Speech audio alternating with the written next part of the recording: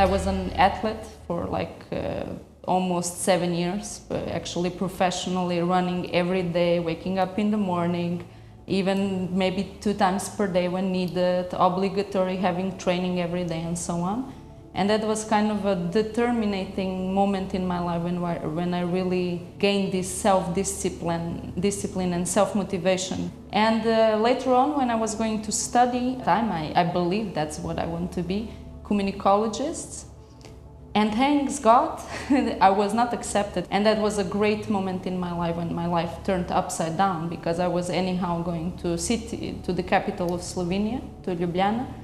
And there I was 1 year actually doing nothing and everything. So I started to work in many places, in bars, going out, going crazy, discovering the world. But that was the year which really marked me in the way what I want to be, what I really want to do. And in that time I met someone very important, actually a very good friend of mine, Monica, who was in that time already in anthropology. I went to 1 or 2 classes with her. Anthropology, I was just participating, and she was showing me what she's reading, the books, and I was like, wow, this is what I want to know. Cultures, people, traveling. Although in that time I had this kind of mystic image of anthropology. But quite soon after I entered the studies of anthropology, then I was accepted. My curiosity was really driven by that anthropology is all about people and society. And that was a great opportunity, because it gave me the possibility to really do what I want to do in my life. And not theory as just reading books, but understanding the essence of social, cultural background, importance of differences in society, and even seeing problems that most of the time they are not seen. That was the first time I was trying to understand the problems from many perspectives. The marking point in that time of my life, it was the moment when I went to study Erasmus in Barcelona. I had some scholarship and I could go study abroad. So it was not the most romantic, beautiful story of going to Erasmus and meeting boyfriends and going party.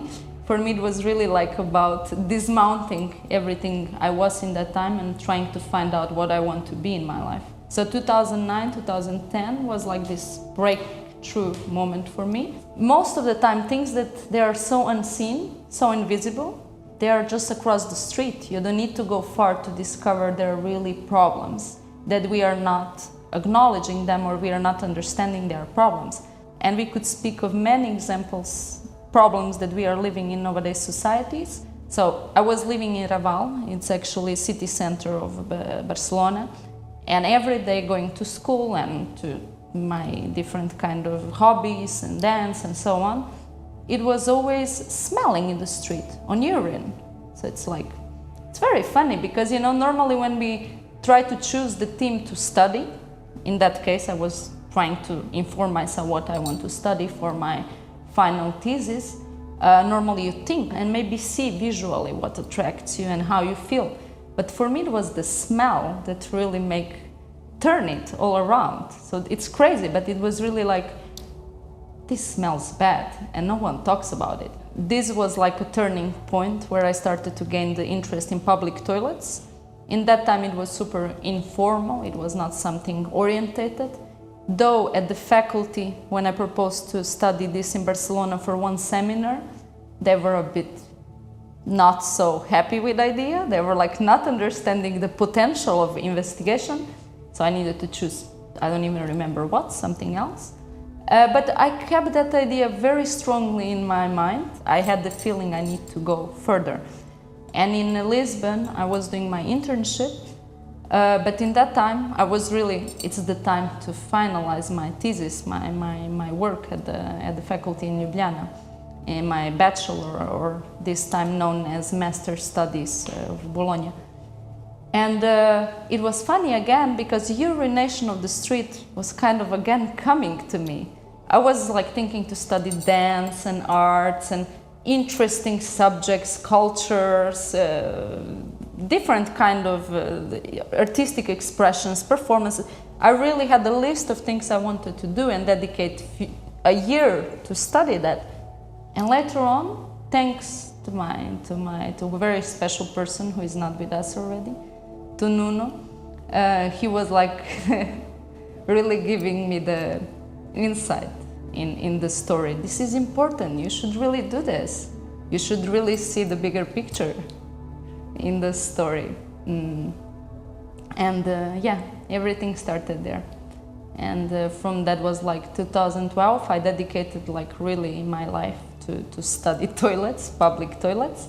And then I started to understand this is very big and complex problem. It's not only a toilet as a model, architectural object to visit and to defecate. It's really something more, and it's a lot more in many levels. We can speak about the privatization of public space. It's a big issue behind of this, economically, politically, socially. There are a lot of things related to this object called toilets, or better to say in this place, public toilets. So that was really the moment which determined me, like, okay, I want to understand this better. So this is my drive till nowadays, and right now I'm doing this in my PhD research as well, at Faculty IAD from Universidade Europeia in Lisbon. I'm making my PhD research as well to toilets. And what I would say that it's very important in my opinion, really most of people say to follow your dreams. And I would say like, follow your gut feeling, you know, like really follow what you feel, because it's dream, it can be again something constructed, you know, by your mind. And who would say that today I'm founder of Give a Shit project, and I believe in future this is going to be not just a business model, but something that is really going to create positive impact in the world. I think big. I envision this as really a change platform for the future of society.